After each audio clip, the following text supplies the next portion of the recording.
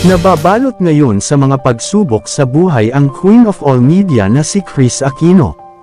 Tila hindi na din naaasikaso ni Kris ang kanyang anak na si Josh dahil na din sa unti-unting nauubos na ang pera ng Queen of All Media dahil sa kanyang pagkaka-ospital nito sa Amerika.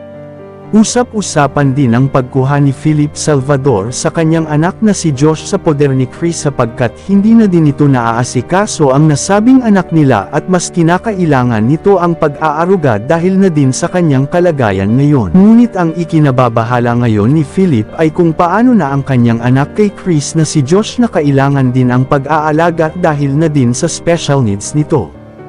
Kaya naman bilang ama ay kailangan na din itong maging responsable at plano din itong kunin na si Josh upang alagaan at bigyan ito ng atensyon upang sa gayon ay hindi na din ito makapagbigay ng abala sa nasabing Queen of All Media na si Kris Aquino.